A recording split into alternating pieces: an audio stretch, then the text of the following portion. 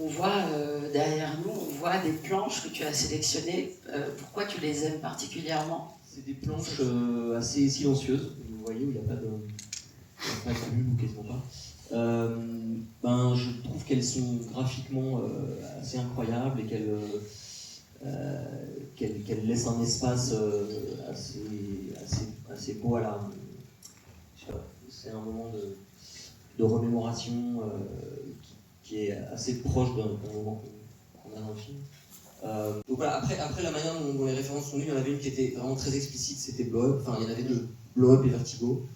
Donc ça, je sais pas comment dire, on le savait avec mon frère, on n'a même pas tellement eu besoin de revoir les films. Ils sont en toi, quoi. Ouais, ils sont en toi, ils sont en toi, en moi, en tout.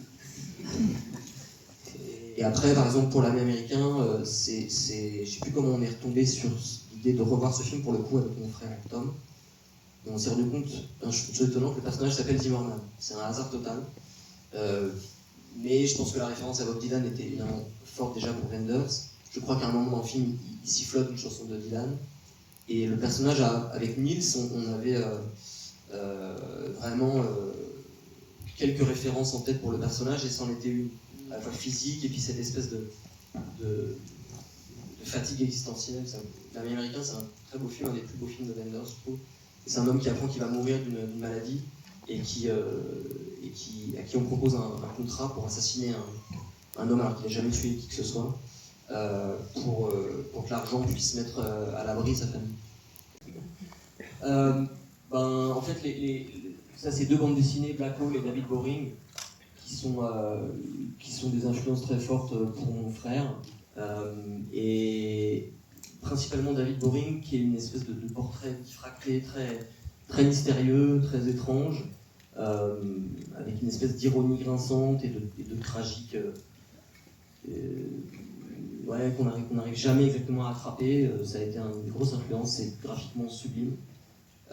Et Black Hole, c'est un récit de contagion d'une espèce de mal qui s'appelle la crève.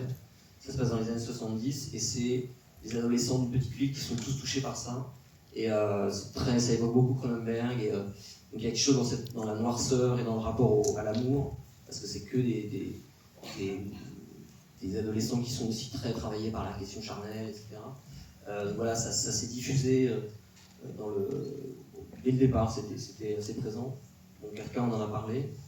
Et Paul Auster, en fait, c'était une influence de mon frère. Moi, je n'ai lu qu'une partie du livre que mon frère m'avait... Enfin, lui, c'est la trilogie new-yorkaise de Paul Auster. C'est un des trois livres. Et il y a beaucoup de points communs avec l'histoire. C'est un personnage dont le père est disparu et qui est un peu marqué par la figure fantomatique de son père. Et il y a Ouais, c'est ça, c'était vraiment presque un an. Arthur, il travaille de manière, en tout cas sur ce film, très différente de 99% des réalisateurs, français en tout cas, avec qui j'ai pu travailler. C'est-à-dire que normalement, les acteurs, souvent on ne se connaît pas du tout, on se rencontre sur le plateau. Non, en fait, on fait souvent une lecture dans un bureau de production, et on a le scénario et on lit les scènes, et puis c'est super, ok. Bon, il n'y a pas vraiment, chacun est assez isolé, et là il y avait une dimension presque expérimentale et qui a permis de laisser des sédiments, quoi, de laisser des traces, de vraiment construire quelque chose, un climat intérieur aussi,